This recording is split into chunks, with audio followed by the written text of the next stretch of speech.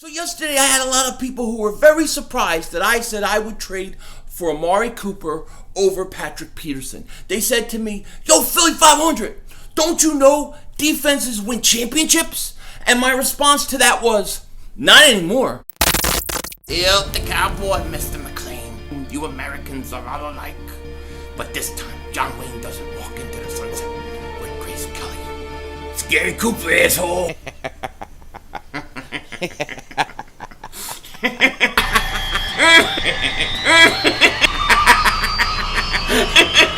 Oh, Diva! Oh, shit! Oh, shit! That was crazy! Happy trails, Hans.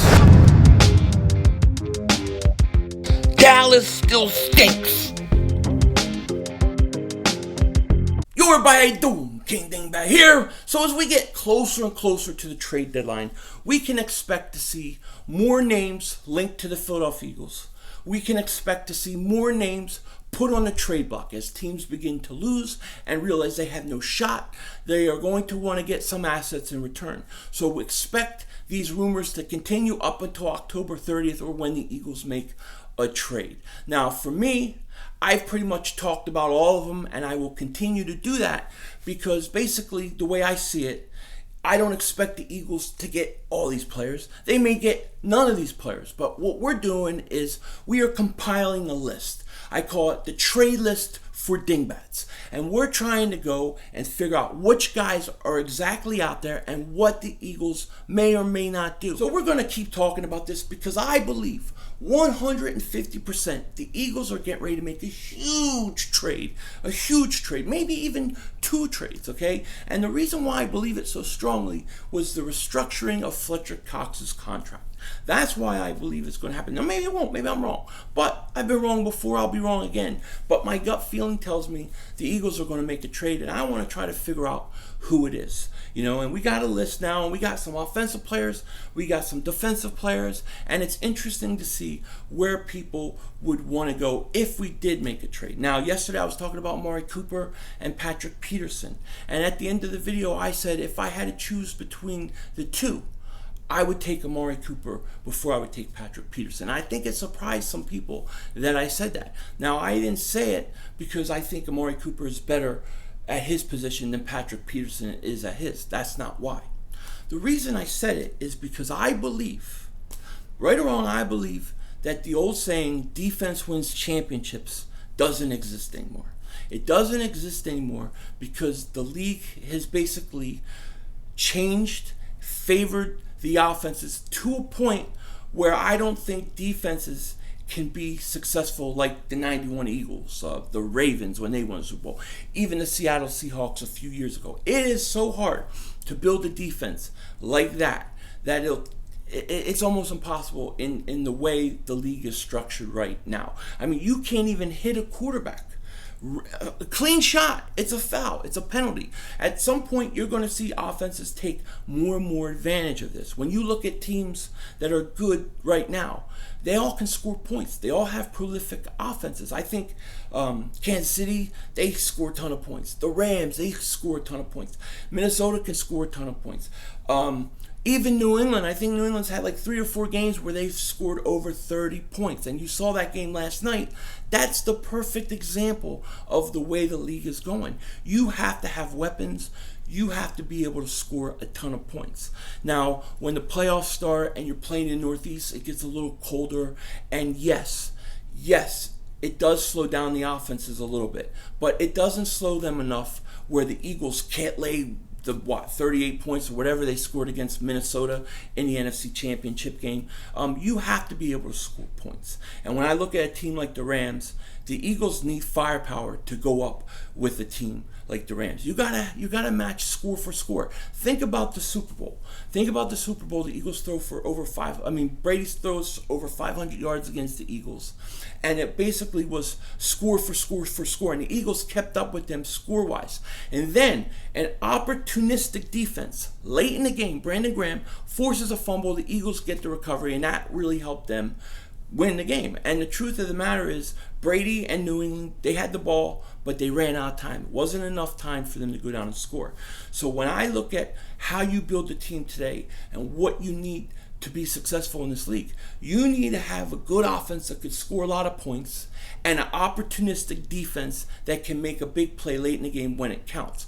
You're not going to see a defense come in and shut a team down that scores 30 points a week and all of a sudden they score 3 against your defense. It's not going to work. So when the Eagles go ahead and let's say they traded for Patrick Peterson, right? Sure, that would be an upgrade. It would help you a lot with having Jalen Mills. Absolutely. All those things are true. However, there's still multiple other weapons for these good teams on the field at the same time. Patrick Peterson ain't going to be able to shut everybody down, okay? And the only way to be able to compete with some of these prolific offenses is you have to be able to score yourself. I don't believe you can have a defense like the Seattle Seahawks did a few years ago. I mean, look at the Jacksonville Jaguars. They're supposed to have a great defense, and they got lit up by the Dallas Cowboys yesterday. They got lit up the week before by the Chiefs. It just, you need points. You need to be able to score in this league. Last year, the Eagles, they outscored everybody. I mean, it was fourth quarter, they were pulling Carson Wentz almost every week, it seemed, because they were up by so many points. You have to score points, and you need an offense in today's game. Now, I think the Eagles, I think they're good enough, and they're talented enough to win again. I do. But I also think that if they want to help their chances, they need to add weapons to this team right now. So when I look at what's out there on the trade block and the trade market, I have to go for weapons. I have to go for weapons and guys to help the offense, to help my franchise quarterback, Carson Wentz, and give him weapons so that this team can have the firepower to match the Rams when need be, or match the Chiefs when need be. The Eagles need that kind of firepower. And I think with the injury to Mike Wallace and some of the things that, with the running backs, I think they've lost some of that firepower and they need to get it back. And I think if they do that, I think they'll be fine. And when they can start scoring points and that defense is playing from not from behind but ahead, the Eagles, they got you where they want you. But I think this league, this is a offensive league. This is a league that you have to be able to score points in. Okay, so if I'm going to go out and make a trade, I am going to trade for somebody that I think has offensive talent. Yes, Amari Cooper drops a lot of balls. He hasn't lived up to his potential. Absolutely 100% correct. But you know what? In 2016, Nelson Aguilar dropped a lot of balls, didn't live up to his potential. But the Eagles coaching staff, they figured out and they got him going. I believe the reason why Amari Cooper struggles is because of where he's at. You put him on the Eagles with a good coaching staff that we have, the stability, and he's not the main guy. You have Alshon on the other side. I think he would flourish. I think he could be a Pro Bowl wide receiver. You get him, let's say you add another running back. Dude, you got firepower. You got firepower to match anybody in the league. I don't care who you're playing. You can match them score for score. And that's what it takes, in my opinion, in today's day and age. You need a good offense that can score points and an opportunistic defense, okay? Me, personally, I would concentrate, most of my defensive players, I would always concentrate on that defensive line and getting pressure on the quarterback. That's the surest way to stop them. So, when it comes to like Patrick Peterson, yeah, he would help them. He would help them a lot. But it wouldn't be enough of a help to change the games, to have our defense shut somebody down so they're not scoring points. I don't think that would happen. You need offense in today's football.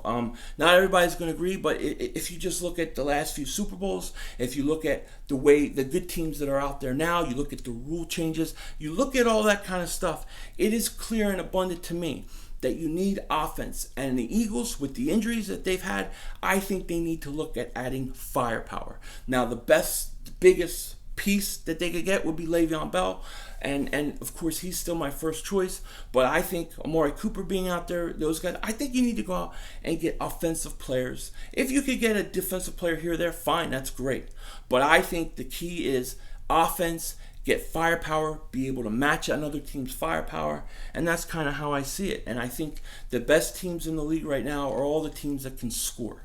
Okay, there's no team that's holding other teams to 10 points a game and winning games. It doesn't happen. This is a different league. This is an offensive league, and you need to be able to pass the ball. You need to be able to have a quarterback And then you need to be able to have weapons around that quarterback. And if you have that, you're going to have a shot to win. And that's kind of how I see it. So let me know what you guys think. I think things have changed. It's an offensive league now. I'm curious to hear what you guys have to say. With that, take care. Talk to you later. And don't be a dingbat.